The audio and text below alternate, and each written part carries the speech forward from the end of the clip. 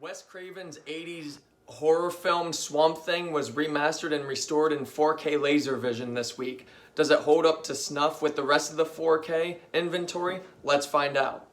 As a couple prefaces before this review, as far as old school movies like decades ago, I'm not really a huge fan unless it's like Scarface or Goodfellas, which was the 90s. As long as the production value actually looks really good, I can watch it, but most older films look like shit in my personal opinion. I really like that they had to use practical effects back then. It made it look better, but I don't really care for the cheesy campiness that always revolves around 70s and 80s movies and the like.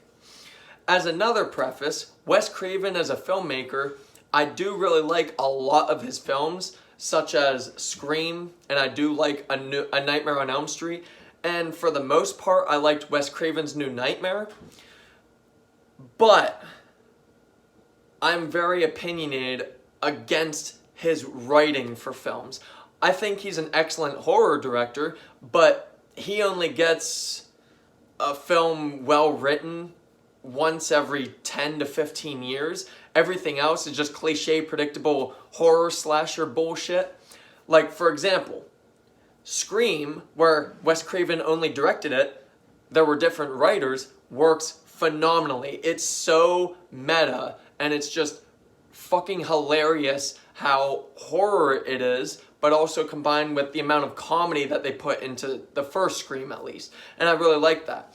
And honestly, the Scream anthology is basically Wes Craven's baby. I really like A Nightmare on Elm Street, which was written and directed by Wes Craven, but I only like the first one. The others leading up to Wes Craven's New Nightmare, they're all kind of bad. Even New Nightmare kind of lost me 30 to 45 minutes before the end. I really liked in Wes Craven's New Nightmare how they were really subverting horror expectations the first 2 acts of it, where you expected things to pop up because of the built tension that Wes Craven is very good at doing. And I really liked that aspect of it. But then once Freddy Krueger actually came into the film of New Nightmare, it kind of just was bogged down with cliche horror slasher tropes. Now, we go to Wes Craven's Swamp Thing, which I believe released in like 1983 and was just now remastered and restored in 4K laser vision this week. Now, the story is basically a couple of scientists inside of a jungle that get ransacked by the lead scientist competition, who also has an army on his side, and they basically set him on fire, and he jumps into the swamp, and somehow, it's never really explained, he turns into the Swamp Thing. And this is a film that's basically a revenge love story. It's kind of like a very small scale King Kong, in a sense, kind of. This only runs at about an hour 25, hour and 30 minutes for the unrated part, the unrated cut of it.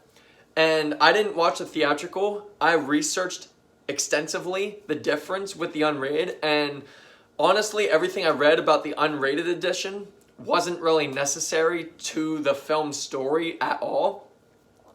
Wes Craven just kind of put extra stuff in just to make it more rated R, but even though the theatrical is PG. Which, I mean, this isn't really an R-rated film except for some imagery throughout the film. It's not really gory or graphic or anything. It's actually built on not even suspense, just kind of looming around jungle landscape and environment, and that's what I really liked about it.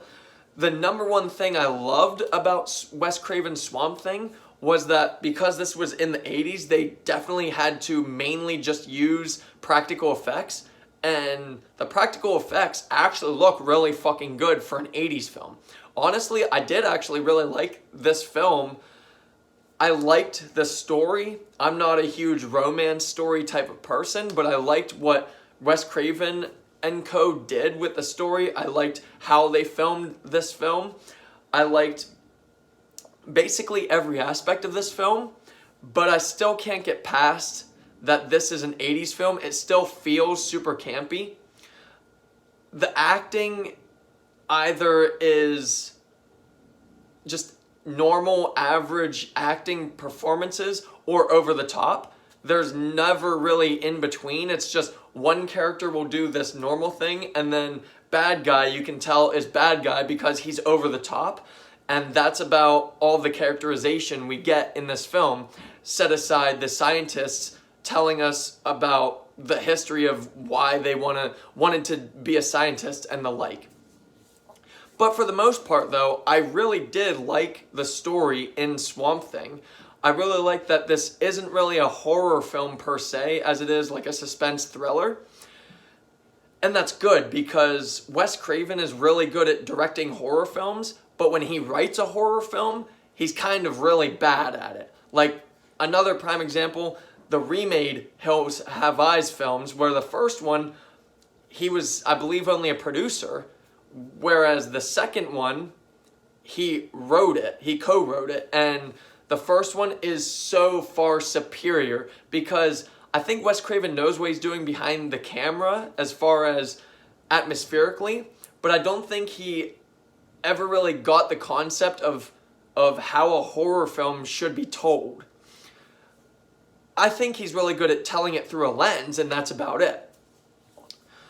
Now, like I said though, Swamp Thing, I didn't really have an issue with the movie itself, the story or anything.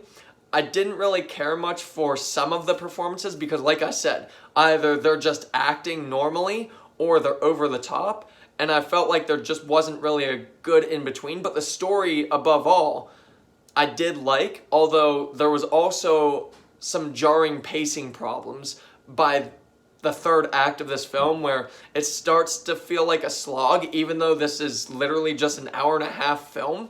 It starts feeling like it's just dragging along, which is weird because I liked the story throughout the entire film, but then the direction within the story kind of felt slow and bogged down. So, there's my input on the story. Much like I aforementioned in the story department as far as Wes Craven's Swamp Thing for visuals, visually, for an 80s film remastered and restored in 4K laser vision, this film looks phenomenal. Honestly, if I were to rate this film just on the visuals and that's it, it would probably be a 10 out of 10, a very strong 9 out of 10 at the very least. The audio, I really loved all of the explosive-laden parts of this film. I love that it sounded so atmospheric. When shit's happening, you can just hear it all over the room. The biggest and really only thing I didn't care for with the audio was, for all of the care they put into the sound effects for the explosives and everything, the voices still felt very, very staticky and very, very just old. Like, the audio is so unbalanced, so uneven. Like, I really enjoyed the explosions in this film. And there are a couple big scenes where there's a lot of explosions happening. And that's great sounding. I love the sound of the film's explosions and everything action related. I didn't really care for every time somebody spoke, it felt like fucking nails on a chalkboard still. Everything in voices in this film still sounded super staticky and just nails. Overall for me, Wes Craven's Swamp Thing remastered and restored in 4K laser vision is top notch and almost as much as they're able to do with it. Set aside, they could have tinkered around more with the voiceovers for the audio, but otherwise this is a very solid film. I just kept getting out of the immersion every time somebody spoke. I liked the writing of it. I liked the dialogue. It honestly didn't feel cheesy to me whatsoever. Like 70s and 80s films, they just always just sound bad. Just the writing usually sounds bad. Not in Wes Craven's Swamp Thing. In Wes Craven's Swamp Thing, the dialogue actually sounds like what people would say in that situation.